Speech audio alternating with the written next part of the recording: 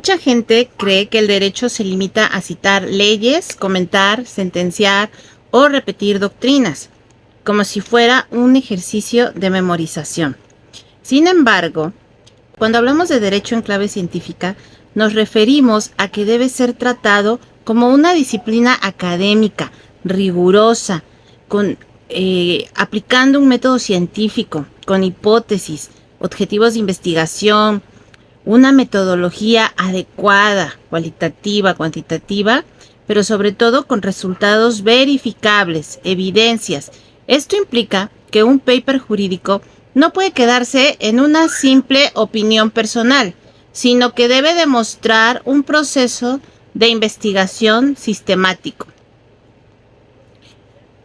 Por ejemplo, un ensayo que diga la Constitución protege los derechos humanos no aporta nada nuevo. En cambio, un paper que analice cómo se ha aplicado la figura del control de convencionalidad en los tribunales mexicanos en los últimos 5 años, qué sentencias interamericanas hay, hacer un análisis desde la sentencia Ito hasta cómo han ido evolucionando los criterios en 5 años, sí constituye una investigación científica. Esta diferencia es lo que buscan las revistas indexadas Cielo, Redalí, Dialnet, Google Académico, a través de Scopus, entre otras. Trabajos que no solo describen, sino que generan conocimiento jurídico, aplicable y relevante. El error más común de los estudiantes y abogados que escriben artículos es elegir temas demasiado amplios, demasiado generales, imposibles de abarcar en un solo texto.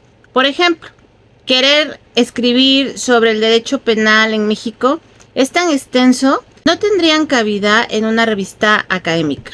En cambio, plantear una pregunta más concreta, como ¿cómo debería regularse el uso de la inteligencia artificial en los juicios orales, penales en México?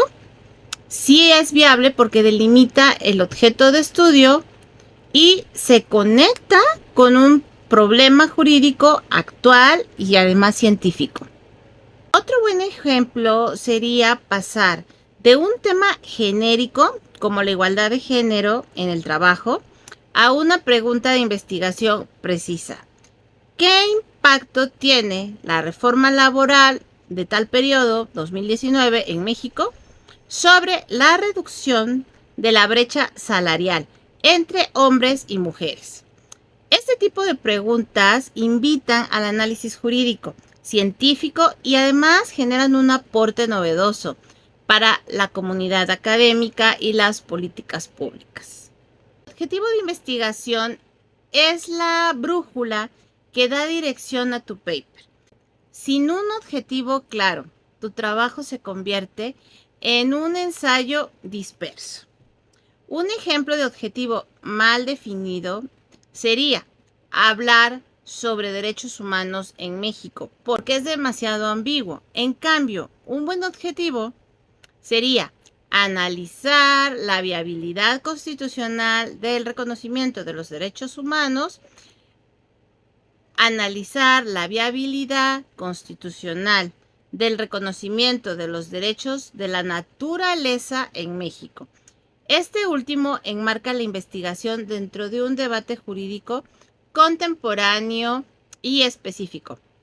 Además, un objetivo académico sólido aumenta tus probabilidades de publicarlo, de poder ser publicado en revistas arbitradas. Por ejemplo, si tu objetivo es comparar la regulación del teletrabajo en México, España y Colombia para proponer mejoras normativas en México, no solo produces un análisis jurídico relevante, sino que también estarías ofreciendo hallazgos aplicables a la práctica legislativa y judicial, lo que da un valor agregado a tu investigación.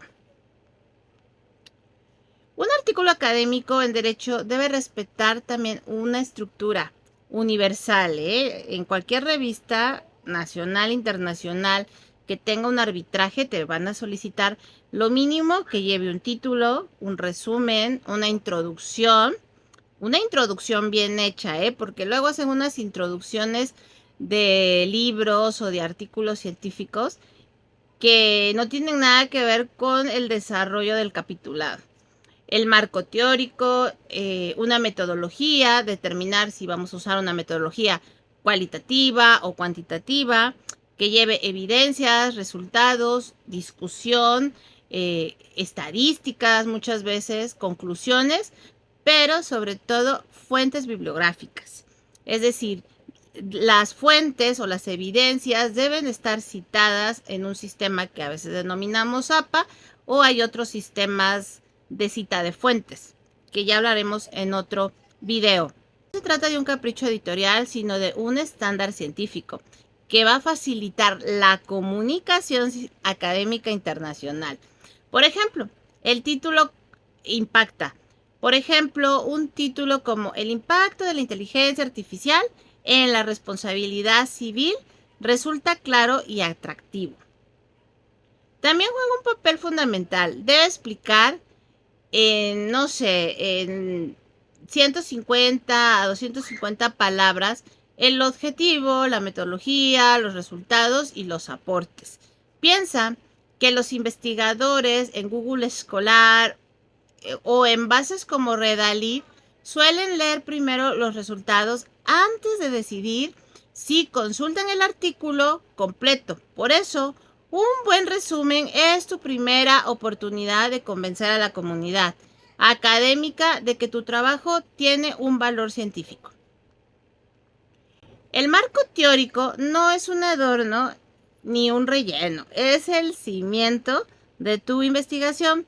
Aquí podemos demostrar que conoces el estado del arte sobre tu tema y que dialogas con los principales autores y trabajos previos, posturas a favor, en contra. Por ejemplo, si vas a escribir sobre derechos digitales, es necesario que cites a los expertos, a los mejores investigadores de derecho tecnológico y los informes que encuentres de organismos internacionales como la ONU, la OCDE, sobre ese tema. Supongamos que investigas sobre protección de datos personales en México. No basta con mencionar el marco jurídico de México o la Ley Federal de Protección de Datos Personales. Debes contrastarla con las experiencias de la Unión Europea, la jurisprudencia mexicana y los estudios doctrinales publicados en revistas indexadas, arbitradas. Solo así lograrás que tu paper tenga relevancia académica y científica. En la investigación jurídica no existe un único método, pero sí es obligatorio explicar cuál usas y por qué. Por ejemplo, puedes optar por un análisis dogmático centrado en interpretar normas, un método comparado o un método sociojurídico del derecho con las ciencias sociales. Lo importante es que tu elección sea coherente con tu pregunta de investigación. Si investigas sobre el teletrabajo, un método comparado resulta ideal. Puedes analizar la legislación de México, España y Colombia, identificando semejanzas y diferencias. Así tu conclusión tendrá un fundamento científico más robusto y no va a parecer que solamente estás encaminado en una sola postura, mostrando que además tu propuesta normativa no surge de la intuición, sino de un análisis comparado de derecho positivo. Un buen artículo no se limita a copiar artículos de la Constitución o sentencias aisladas. Debe construir un razonamiento lógico que lleve al lector de las premisas a las conclusiones. Por ejemplo, si afirmas que la inteligencia artificial vulnera el debido proceso, debes demostrarlo ¿con qué? Pues con jurisprudencia, con derecho comparado, con la doctrina especializada, con un análisis del marco normativo. Un caso claro sería este. En lugar de decir, la Suprema Corte protege la igualdad, lo correcto sería explicar cómo lo ha hecho en casos concretos. ¿Qué dice la jurisprudencia? ¿Qué criterios han ido evolucionando sobre esa protección, sobre acciones afirmativas para mujeres en la política mexicana? Eso es lo que le va a dar solidez y convierte el argumento en un aporte científico verificable. El criterio más valorado en la publicación científica es la originalidad. Tu artículo debe responder qué de nuevo está aportando al debate jurídico. Por ejemplo, proponer un nuevo enfoque normativo sobre la regulación de la IA o de la inteligencia artificial en juicios penales, o además demostrar que la jurisprudencia mexicana en materia ambiental puede integrarse al reconocimiento de los derechos de la naturaleza. Y claro, explicar de qué forma. Otro ejemplo, si investigas sobre corrupción y contrataciones públicas, puede identificar vacíos en la legislación mexicana frente a estándares de la OCDE y proponer reformas. Esto no solo va a fortalecer la práctica jurídica nacional, sino que también convierte tu paper en una referencia para legisladores académicos internacionales. Adapta tu trabajo a las normas editoriales. Por más brillante que sea tu paper, si no cumples con las normas editoriales de la revista, va a ser rechazado. Cada revista tiene un requisito de extensión, un estilo, un tipo de citas, que pueden ser la zapa, encabezados, tablas. Por ejemplo, El Cielo pide una extensión de entre 15 y 25 cuartillas, mientras que otras revistas de Scopus pueden requerir hasta 40 páginas con una sección de discusión obligatoria.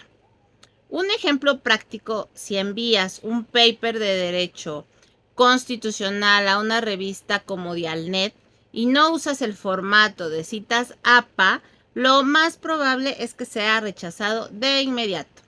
En Infinitum. Cumplir con estas normas no es una burocracia, sino demostrar tu seriedad académica y aumentar tus posibilidades de ingresar, ¿por qué no?, al Sistema Nacional de Investigadores, o mantenerte en el perfil deseable en los sistemas de PRODET. Si realmente quieres ver tu nombre en una revista científica indexada, debes aplicar estos pasos con mucha disciplina, lo que nosotros llamamos rigor científico. No basta con tener una buena idea, hay que transformarla en un artículo académico con rigor científico. Imagina la satisfacción de ver tu paper publicado en El Cielo o incluso en Scopus, citado por otros investigadores. Este es el camino hacia la consolidación en la ciencia jurídica. Así que manos a la obra, empieza hoy, elige un problema de investigación, formula un objetivo claro y dale el formato científico a tu paper con los lineamientos de la revista a donde quieres publicar. Así que empieza hoy, elige el problema, dale like a este video y comenta el tema jurídico que más te interesa investigar. Suscríbete para más consejos sobre metodología y sobre investigación jurídica. Nos vemos en un siguiente video. Bye.